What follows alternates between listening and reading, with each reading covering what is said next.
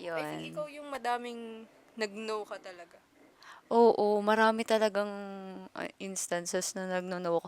Lalo na Yung nung like, simula na. tatanong mo pa sa akin, Oo. magno-no ba ako, mag-yes ba ako? Tapos sabi ko, go lang, supportive naman ako kami, ganyan. Tapos biglang, ang ending, hindi niya pa rin kukunin. Nakakatakot kasi yun talaga yung fear siguro talaga yung umaano I think it's sa the fear of choice. jumping talaga eh. Oo, talaga. Kasi diba, This is the second episode of Cozy Nights, the the podcast. podcast. So, a night to chill, relax, and Yep. yes, yap. So, ito yung sinasabi ko sa yung yung realization kinemberlo kanina. Na, yung sinabi ko sa'yo last time, ulitin ko lang din, na kailangan mo lang talagang simulan. Kasi nilulook forward ko na lagi to. Like, parang Na lagi akong mag-usap excited. tayo mag-podcast. Parang lagi ako excited na, kailan pa tayo magpapodcast? We've been planning for this podcast for like a year. Gusto natin, na lagi na natin sinasabi, I mean, bumili tayong mic. Pero natambak lang. Ayan, oh. Tapos Dalawa na to. Tapos yung mic ko nasa Batangas. Tapos like, tambak lang. Ayun. So, ayun. Yun yung realization ko na kailangan mo lang talaga simulan kasi yun nga, plan siya. Na mag-stay na lang ba siyang plan? Related ba Diba? sa topic natin tonight? Yes. So, ano bang topic natin tonight? I think it's missed opportunities. Ayun, parang ang tanong dito ay, naniniwala ba tayo sa missed opportunities? Now I actually have a better question. Okay, go. Nabasa ko lang talaga to sa TikTok. Daya. may ano. Parang hindi ko pala tanda kung sa TikTok ko siya nabasa or sa Pinterest. Doon lang kasi ako tambay sa dalawa. Go. Ano siya? Kailan ba tayo nagiging ready? Or is being, kasi sabi dun sa isa ko nabasa, being ready daw is a choice. Parang hindi siya feeling ba, 'di ba? Ay, tatalon na ako, ready na ako. Feeling ko ready na ako. Pero hindi daw kasi ganun. Kasi being ready daw is a choice. Nag-prepare ka, yes, pero hindi ka magiging ready. Oo, parang hindi ka magiging ready kung hindi mo pipiliing maging ready. I think related naman siya dun sa missed opportunity. Yes. So, ang question is, ang dami na sa amin. Kailan Kailan ka tayo magiging maging ready? ready? Yeah. Ayun. Naalala ko one time, sige, sharing muna tayo. Ay. Oo. Yeah. One time, siguro second sem to. This year lang din. Na naglalakad kami ng mga friends ko. College friends, yeah. Yes. College friends. Ayan. Na sabi niya sa akin, alam mo, ikaw lang yung kilala kong tao na nagpapalagpas ng opportunity. Sabi ko, Oh, that's why oh my you want this gosh. topic. Oo. Missed opportunities. Oh, ano bang opportunity yung na-miss mo? Actually, ano If it's siya, okay to share. siguro hindi ko na lang i-specific, pero yun yung opportunity na gustong-gusto ko, kaya ko, pwede ako doon, eligible ako doon. Pero hindi ko siya pinili. Like, parang pinupush ko yung iba na, sali ka dyan, kaya mo yan, ganyan. Oh, Oh, bakit sino ba may hindi mo siya gusto? pinili? Siguro kasi parang wala akong tiwala sa sarili ko.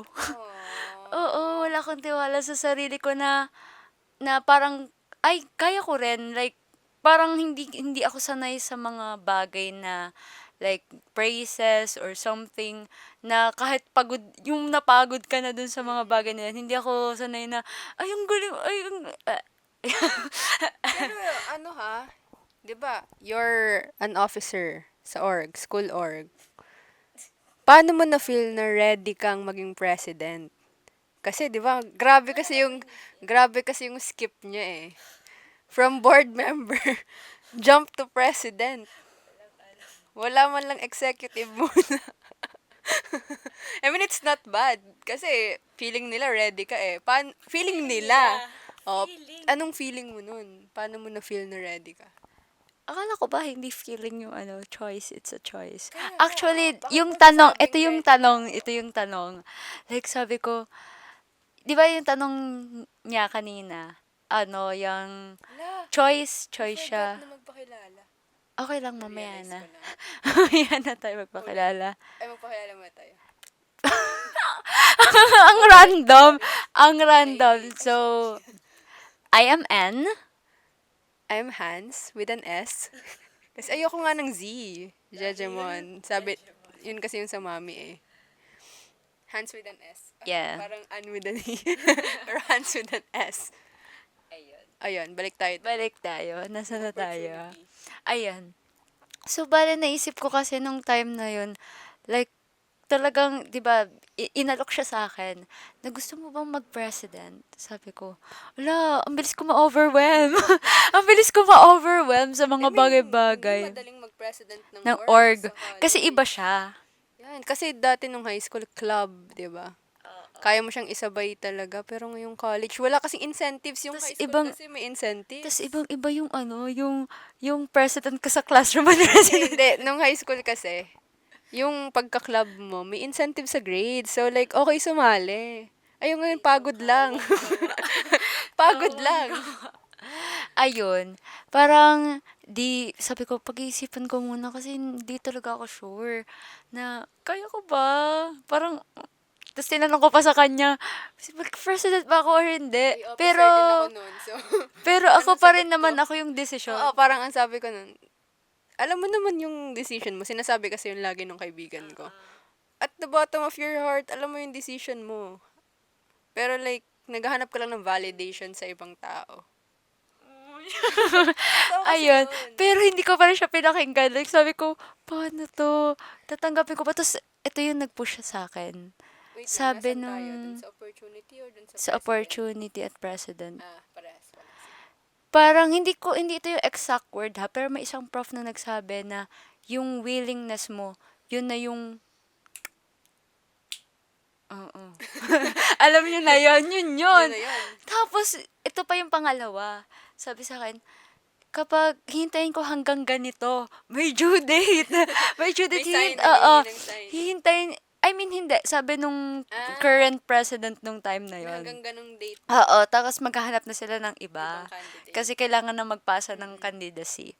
Tapos sabi ko, ayoko, sayang. Sayang, like, yung Kasi experience. experience siya sa field eh. I mean, hindi man like direct na field. Experience siyang, kaya masayang mag-org sa college. Experience siyang makipag-work sa mga tao. Kasi halimbawa, kapag kasi org sa college, 'di ba? Nung high school kasi, may common common grounds, common habits. Halimbawa, journalism, art club, science club. So, ang common nyo doon, denominator nyo, science, art, journalism. Pero ngayong college, ang inyong common denominator is your future profession. Sila yung future mong katrabaho. So like, dun pa lang sa napapractice mong, ay, paano ba dapat makipagtrabaho? Kasi, kami kasi ay major in events sa aming org eh. I'm an officer din. Nag-PRO ako eh. Press Relations Officer. Tas like, major in events kasi talaga yung aming program eh. Ay, hindi pala program. Yung org namin. Ang program nga, major in events. Minor lang yung aming mismong program. So like, dun namin na-experience, actually dun ako mas natuto, I think, makipag-usap sa tao. Kasi hindi naman ako talkative. Yun yung opportunity. Oh, yun yung opportunity. Kinuha mo. Na ginrab ko. Actually, yun yung, yan yung hindi ako ready actually. Hindi ko alam kung ready ako pala. Pero pinili kong maging ready. Kasi tanda ko, nasa meeting ang officers noon, yung tatakbo. Last meeting nila yun, naghahanap talaga sila ng PRO. Hindi, lang meeting na yun, bigla akong nag-guess dun sa offer. Bigla akong ginoin dun sa meeting. Kinabukasan, nag-edit na kami ng aming candidacy. Post. Takbo agad. Ay, hindi man. I mean, nagpasa agad. Yun yung, Editing na agad. yung choice. Yun yung choice ko na, pag daw kasi pipili ka, hanapin mo pag sa org kasi, ang iyong choice dun is, kung kailangan ka ba nung org. Hindi yung kailangan mo yung org. Ay, that time, ako kasi ay nagte-tech head, ganyan. So, parang sabi ko, parang sayang yung opportunity. Ay, yung una kasi, parang gusto ko lang. Hindi ko alam kung kailangan ako ng org. Kaya hindi ako makapag-yes agad. Tapos kailangan ka pala nila. Tapos, kinausap ako nung president na tatakbo. Tapos yun, like, okay. may kaya pala akong i-offer. Pag may kaya kang i-offer, parang, ayun, yun na yung aking cue na, okay, ready ako. Yung ganun. Yung aking, ay, ito pala. Mas malakas. Kaliwa kasi. Ayun. So, dun sa opportunity, yun yung sa hindi mo na-miss na Oo. opportunity kasi naging choice mo siya. Oo. Ayun. Ikaw, anong miss? Ay, di pala Ayun, ako nakapag-share ng yun miss yung ko. missed ko, yung kanina. Yung opportunity naman, sige, doon na naman tayo sa ano, kasi okay na ba tayo sa miss?